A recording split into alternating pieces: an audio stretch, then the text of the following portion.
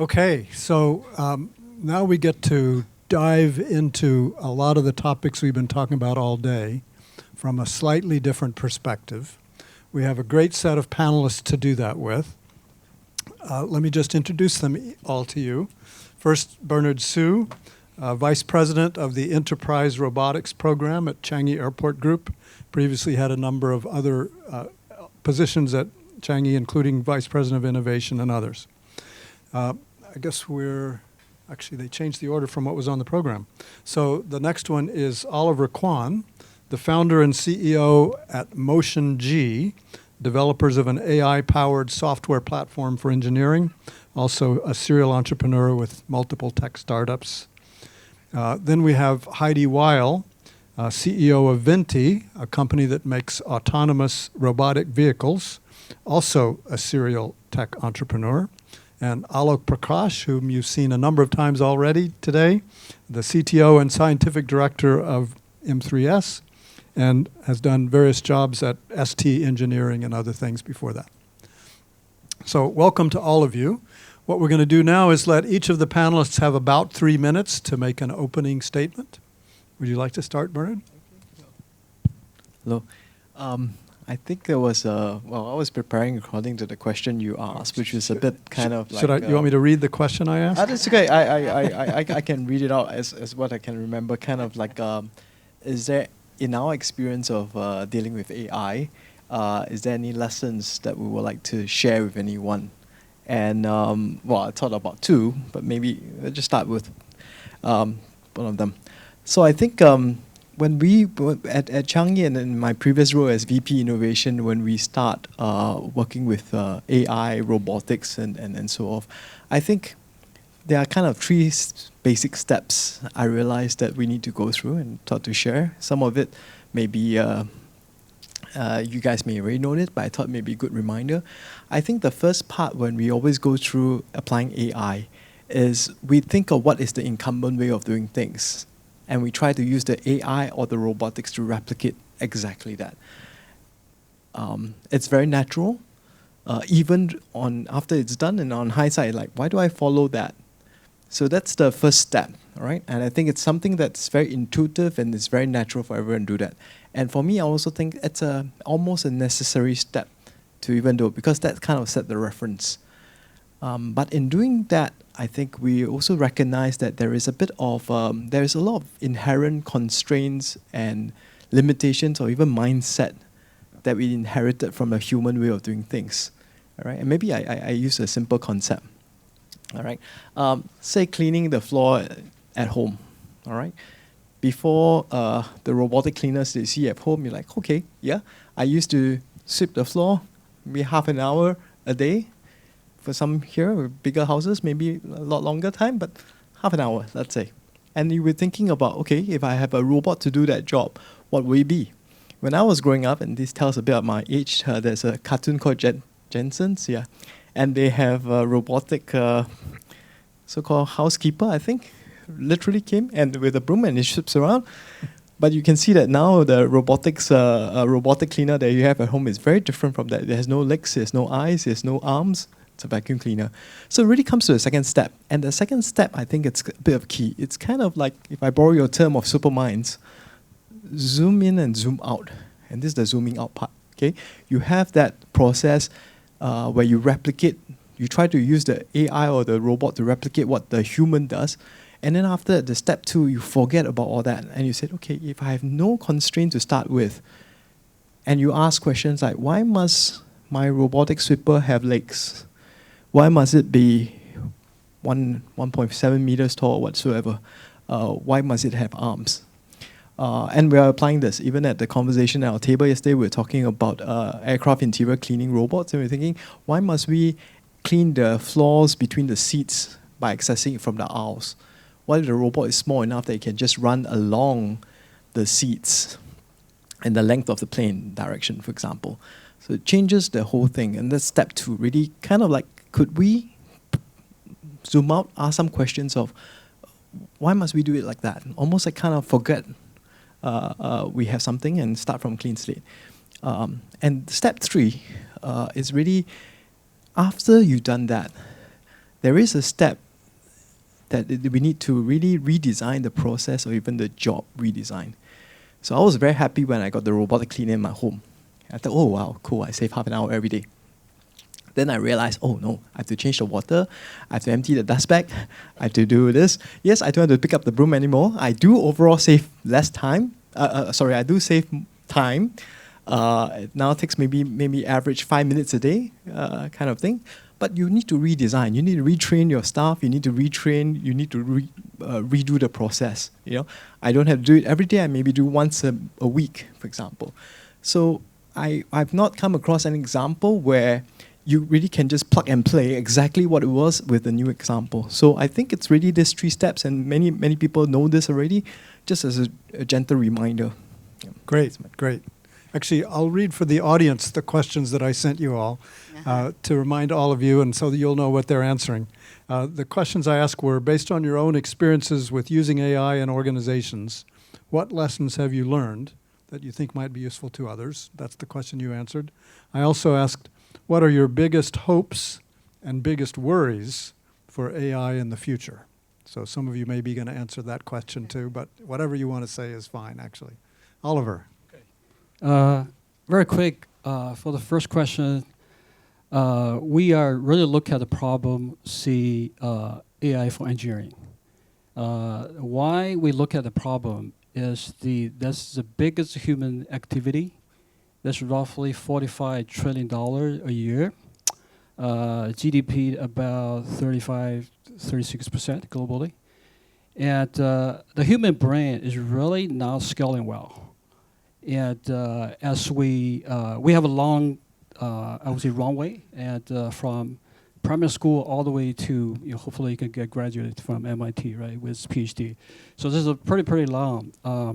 Then you start to work.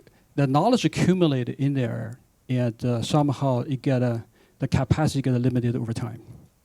And so at a certain stage, we see we really have to scale in terms of the capacity.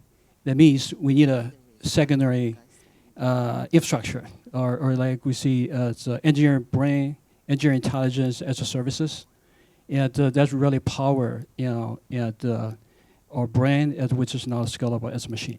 So this is the problem we try to solve.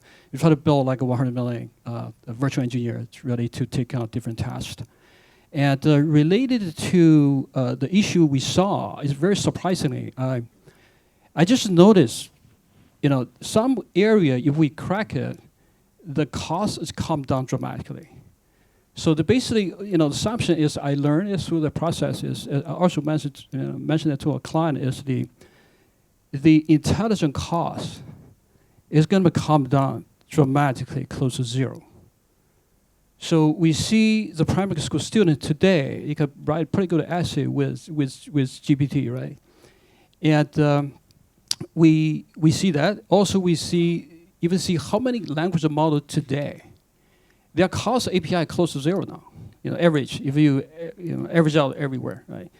So I think the problem is facing is really what we're going to do if the degree is going to be not that valuable, and we can train, actually in the process, we train one of the 4-year undergrad and the double-year major, and kind of a capability. You can train that very, very quickly.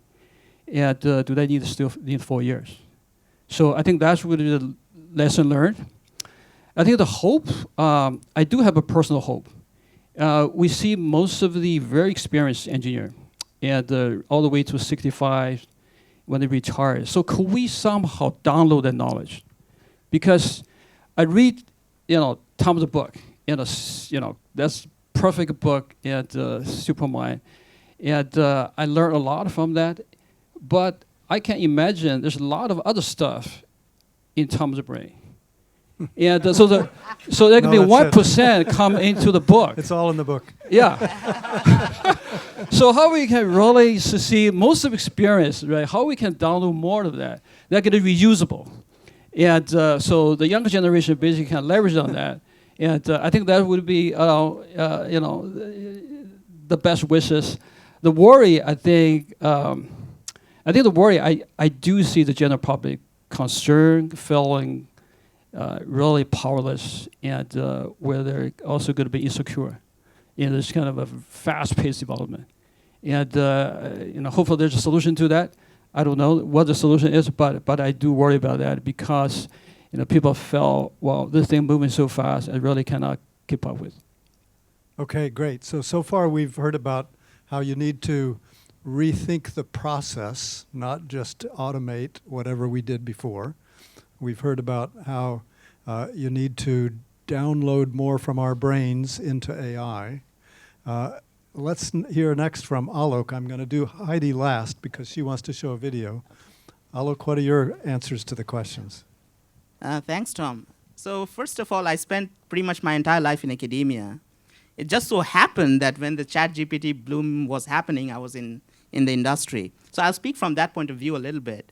When suddenly all this ChatGPT, all the CEOs, CDOs, everybody started, so what do? We need to do something. We need to show something. And there's so much hype around this that, when I joined and I said, calm down, yeah, and then think.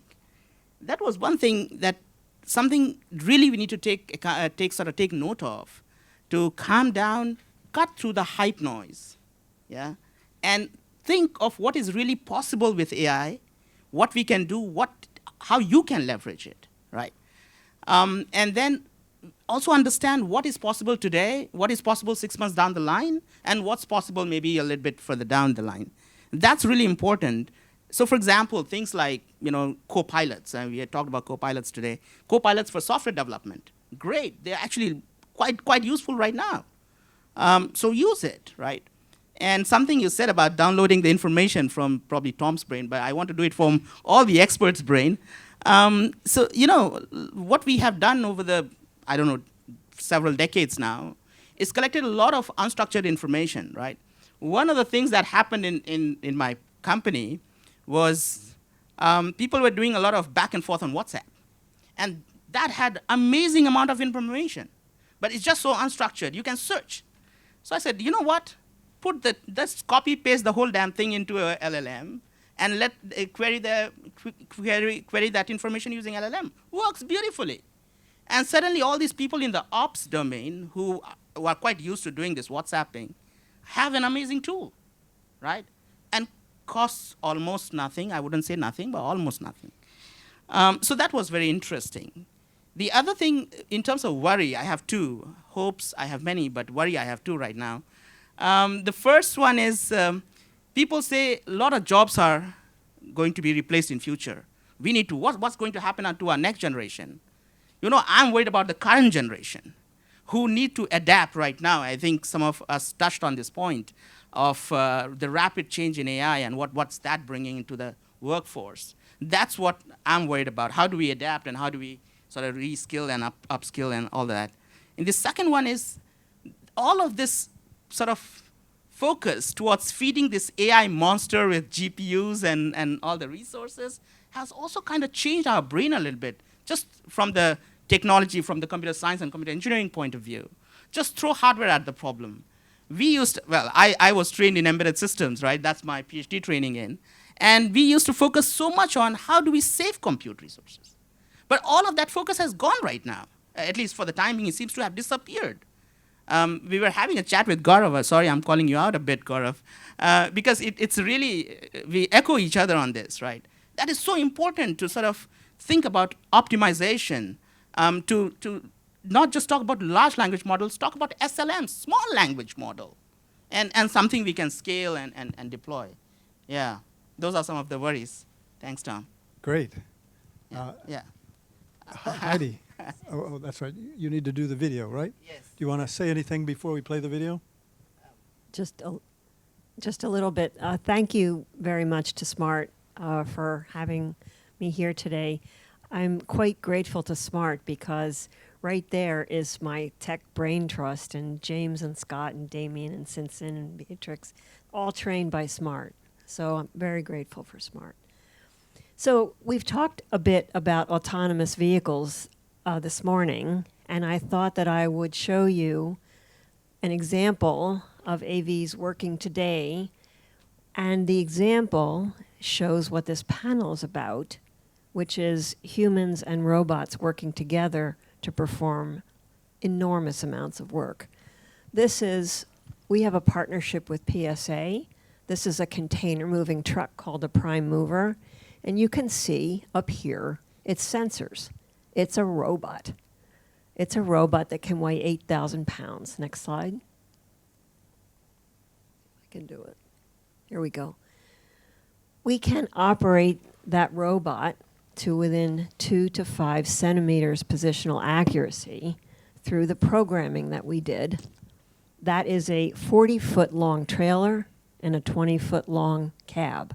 We can operate it to 2 to 5 centimeters. I can't park my car to 10 centimeters. So this is what it looks like, and I don't know how I'm going to be able to show the video. Do the trick. If not, I'll help you. Perfect. No, that's the last one. Just give me a moment. Yeah. So this is a video of the robot going by itself through the port. Here we go. It goes fast. It sees the road markings. It takes a protected left turn. And here we are in a port where those container stacks is what this port does for a living. It's a transshipment port. It's Singapore's port. And you'll see that the robot is looking at traffic just as you or I would do, waiting for a break in the traffic. Found one. Now it's going down through the port. You can see it takes another protected left turn. Those gray lanes are the working lanes where the robot and all of the prime movers will get helped loading and unloading the containers. Now it's waiting for the crane to arrive. There's the green crane that just pulled up. Now look in the rear view mirror here, and what you'll see is the container will come down. Because the robot parked in that accuracy, there are no humans at all involved in loading and unloading the containers. The robot is checking to make sure everything's fine, again looking for the hole in the traffic. Here you see the big wharf cranes shipped to shore. It took a right turn. Now it's going into the working lane, but it stops. Here we go with the intelligence. It sees that this is a suspended load, very dangerous, can weigh 8,000 pounds and fall on someone. So the robot knows to stop. Again, it's checking around to make sure everything's fine, and now it's moving forward, moving again into the working lane. And watch right now.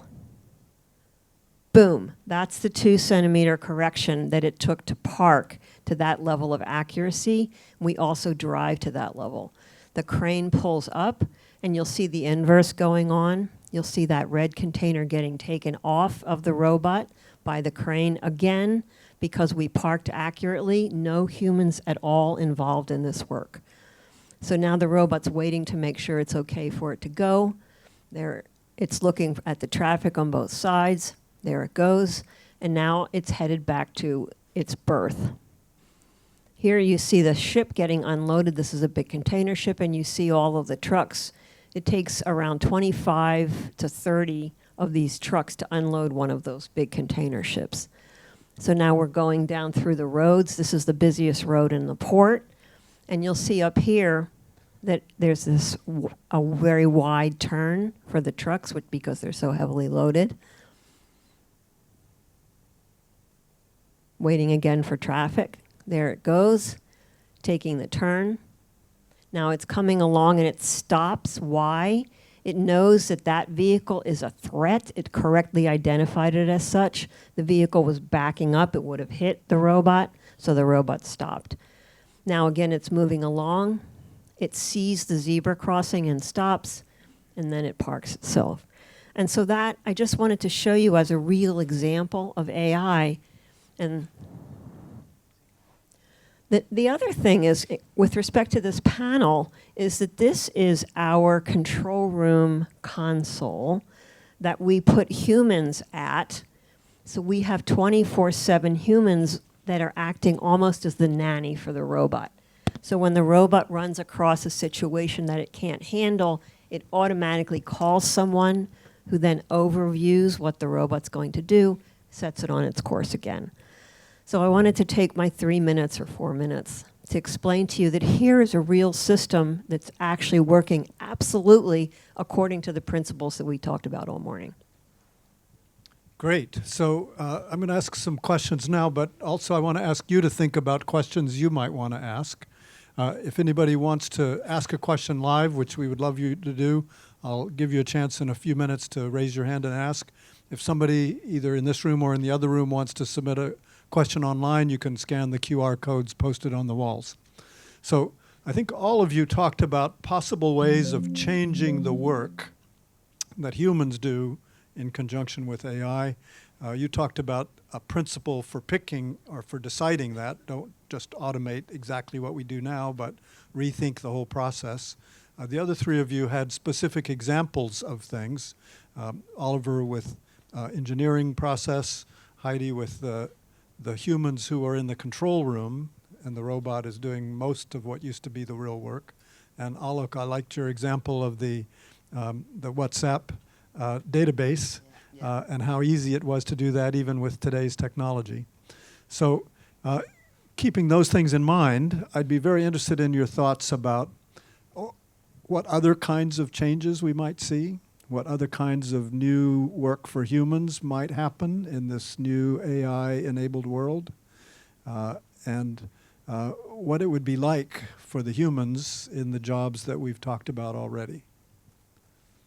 So feel free to come up with more examples or give some more reflections about what you already said. I'll take a stab at that.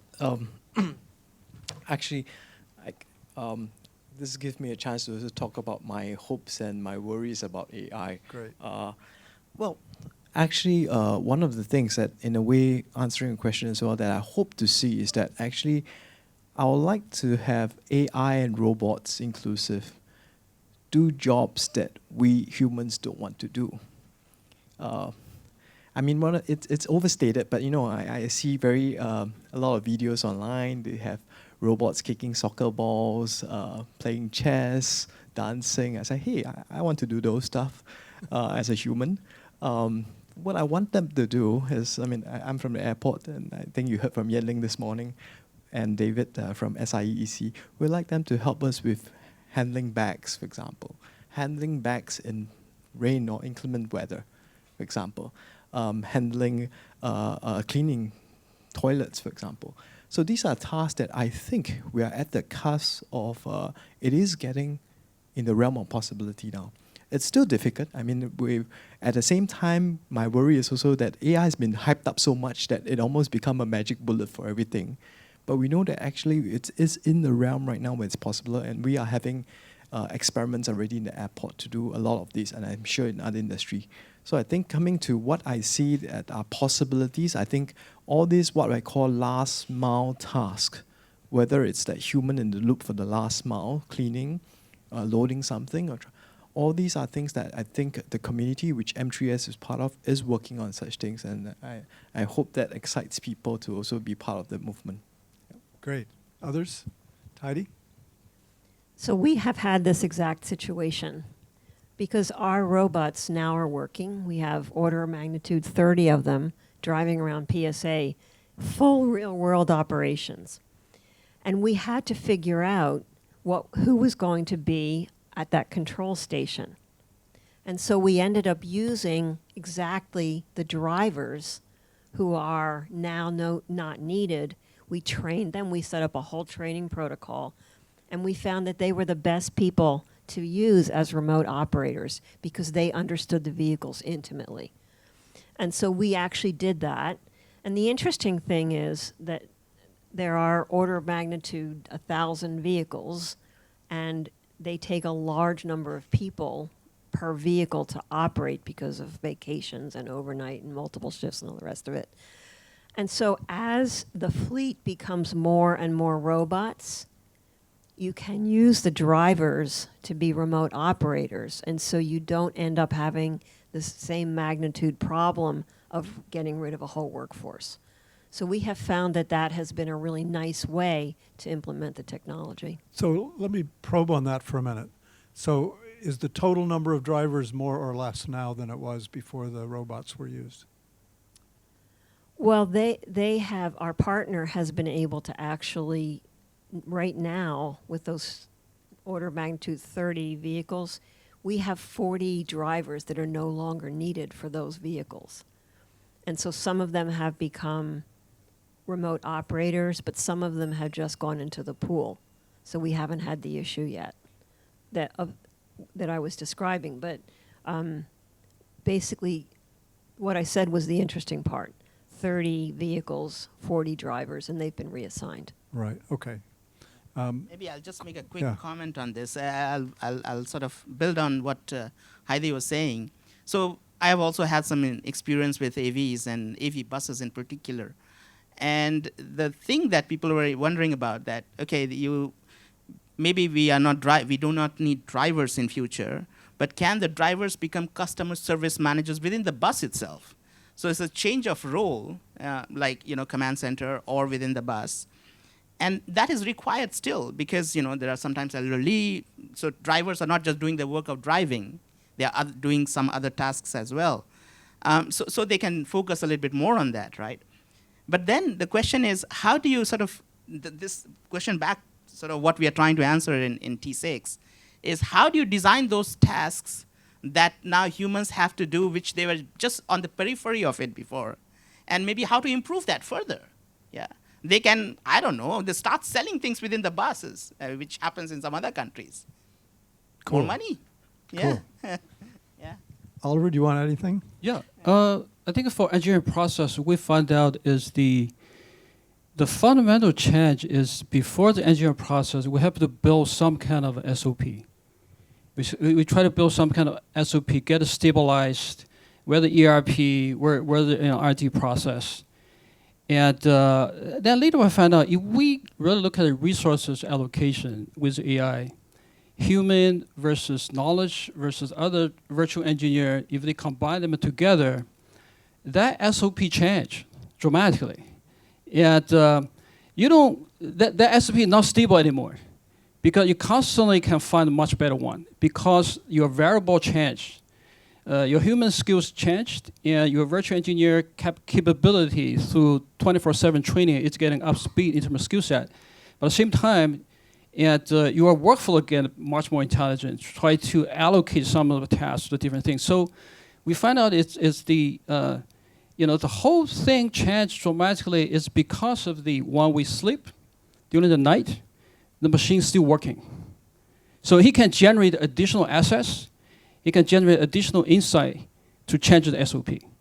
And in a sense that we can manage 500 suppliers to integrate one of piece of equipment. Of that, you can increase the productivity, 40, even 50x. So this is dramatic change. Okay, great. So they're telling us our time is up. Do we have time for one quick question from the audience? Okay, quick question from the audience. Anyone? Okay, well, this would be very quick. Oh, you have a question? Yeah, we have one from the audience. Oh, okay. Okay, great.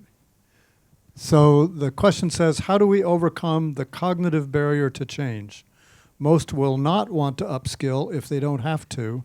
How do we make them want to?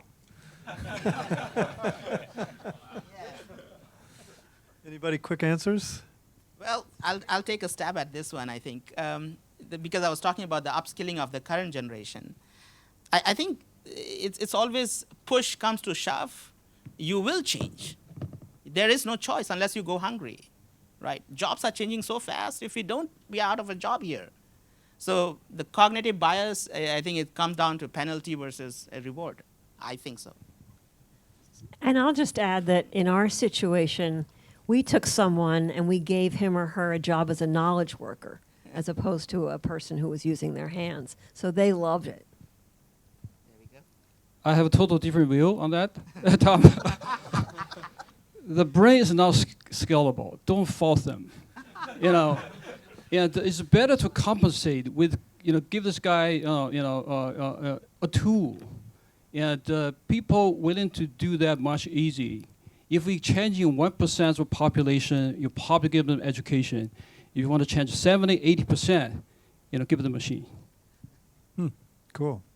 My quick answer is that I think automation and AI gives people choices. Now, whether they want to take that choice is up to them. Like I talk about the robotic cleaner example at home.